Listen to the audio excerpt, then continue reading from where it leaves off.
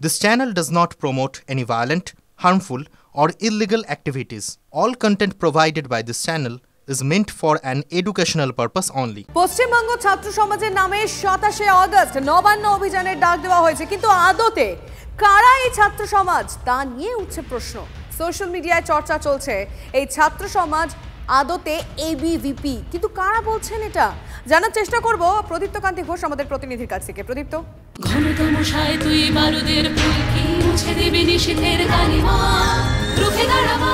একজন মা হয়ে বলছি, সফল জীবনের জন্য যেমন চাই মজবুত হয়ে ওঠা শিক্ষা, মজবুত চুলের জন্য তেমনই চাই Alopex long and strong hair oil.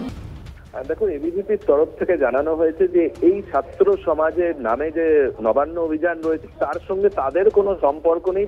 অরাজনৈতিক কোনো ছাত্র সমাজ যদি কোনো কর্মসূচি করে তাহলে তারা এই কর্মসূচিতে যোগ দিতে পারে এবং তাদের সমর্থন রয়েছে। কিন্তু সোশ্যাল মিডিয়া জুড়ে যে চর্চা চলছে এই এবিভিপি আদতে ছাত্র সমাজের নামে তারা করছে এবং ইতিমধ্যেই আমরা দেখেছি যে এই বিষয়টা নিয়ে রাজ্যের বিরোধী দলনেতা শুভেন্দু অধিকারী তিনি সরব হয়েছেন এবং তিনি বলেছেন এক নাগরিক হিসাবে তিনি যাবেন এবং মূলত সোশ্যাল মিডিয়াতে এই ছাত্র সমাজের হয়ে যারা আহ্বান জানাচ্ছেন তাদের সঙ্গে গেরুয়া শিবিরের সংযোগ চোখে পড়ার মতো রয়েছে, অন্তত তেমনটাই রাজনৈতিক মহলে আলোচনা চলছে। এবং তারই মধ্যে বামেরা যেটা জানাচ্ছে যে এই ছাত্র সমাজের নাম করে গেরুয়া শিবির এই আন্দোলনকে তারা গ্রাস করতে চাইছে এবং সেই কারণেই এই ধরনের তারা ডাক দিয়েছে অরাজনৈতিক মঞ্চে। এটা আদতে রাজ্য সরকারের বিরুদ্ধে যে আন্দোলন চলছে সেখান থেকে মোড় ঘোরানোর জন্য। তবে তৃণমূল এই বিষয়ে আপাতত আনুষ্ঠানিকভাবে তারা কোনো প্রতিক্রিয়া দেয়নি। আর সুকান্ত মজুমদারকেও আমরা গতকাল এই বিষয়ে যখন জিজ্ঞেস করি তিনি বলেছেন তিনি ভেবে চিনতে দেখবেন, তবে এই আন্দোলনে যদি গুলি চলে মানে পরিস্থিতি কোথাও গিয়ে উত্তপ্ত হওয়ার আশঙ্কা করছেন শুভেন্দু অধিকারী এই ছাত্র সমাজের কর্মসূচি ঘিরে এবং সে কারণে তার দায় সম্পূর্ণভাবে মমতা বন্দ্যোপাধ্যায়ের থাকবে এবং 27শে আগস্ট কলেজ স্কোয়ার এবং সাঁতরাগাছিতে জমায়েত করার কথা বলা হয়েছে। এবং ইতিমধ্যেই আমরা দেখেছি যে শুভেন্দু অধিকারীর ভাইপো, যদিও তার নিজস্ব একটা পরিচয় আছে, দেবদীপ অধিকারী, তিনিও এই ছাত্র সমাজের কর্মসূচি সফল করার বিষয়ে কিন্তু ডাক দিয়েছেন। অর্থাৎ কোথাও গিয়ে এই ছাত্র সমাজের নামে বিষয়টি গেরুয়া শিবিরের অন্তত তেমনটাই বিরোধীরা বারংবার দাবি করছেন। তবে এবিভিপি সরাসরি এই সম্পর্কের কথা তারা অস্বীকার করেছে। এখন দেখার বিষয় যে ছাত্র সমাজ বলে যারা তারা সামনের সারিতে এসে বেশ নজর থাকবে। প্রদীপ্ত, ধন্যবাদ তোমায়।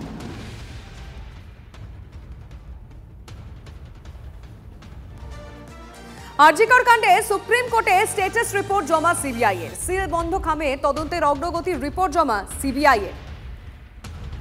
সিল বন্ধ খামে তদন্তের অগ্রগতির জমা দিয়েছে এই মুহূর্তে সিবিআই। এই মুহূর্তে দাঁড়িয়ে সব থেকে বড় যে খবর আমাদের নজর ছিল 10:30টার পর, সকাল 10:30টার পর সুপ্রিম কোর্টে সিবিআই এর মামলার শুনানি এবং সিল বন্ধ খামেই কিন্তু তদন্ত কতটা এগিয়েছে সিবিআই সেই রিপোর্ট জমা দিয়েছে। কারণ আজকে চিকিৎসকরা যারা কর্মবিরতির ডাক দিয়েছেন এবং একাংশ বলছেন যে দাবি কিন্তু খানিকটা মিটেছে কিন্তু বাকিটা এখনো মেটেনি এবং আজকে সবার নজর ছিল যে কর্মবিরতি উঠবে কিনা তা অনেকটাই নির্ভর করে রয়েছে আজকে সুপ্রিম কোর্টে সিবিআই ঠিক রিপোর্টে যে রিপোর্টটা জমা দেয় তাতে ঠিক কি কি রয়েছে।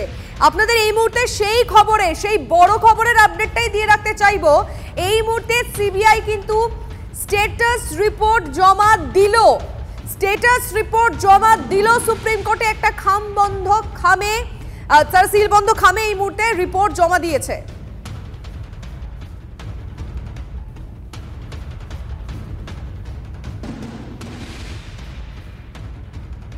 আর জানিয়ে রাখবো অন্যদিকে আবারও কিন্তু সিবিআই দপ্তরে পৌঁছে গিয়েছেন সন্দীপ ঘোষ।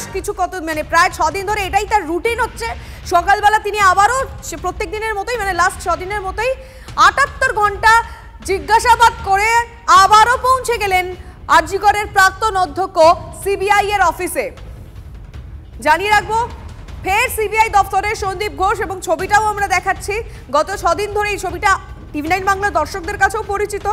78 ঘন্টা টোটাল এখনো পর্যন্ত তাকে 78 ঘন্টা জিজ্ঞাসাবাদ করা হয়েছে।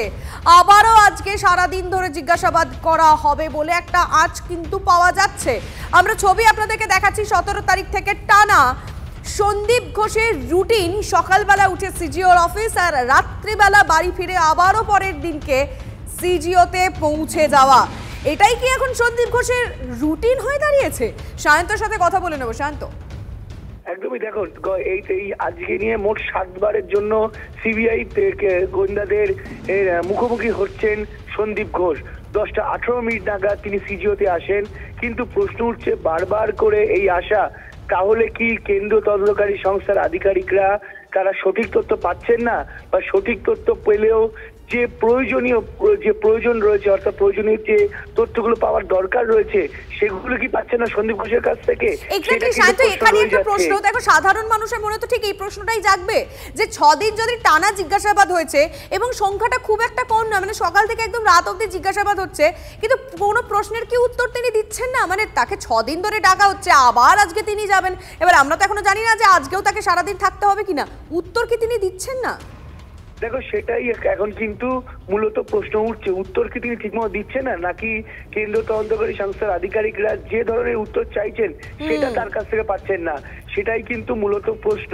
আর এই জায়গায় যেখানে সন্দীপ ঘোষকে বারবার ডাকাচ্ছে, আমরা শিক্ষা নিয়োগ থেকে পরবর্তীকালে পুরো নিয়োগ যে কটা আমরা দুর্নীতি দেখেছি, কাউকে টানা 7 দিন কিন্তু এভাবে ডাকা হয়নি, যা সন্দীপ ঘোষকে ডাকা হলো।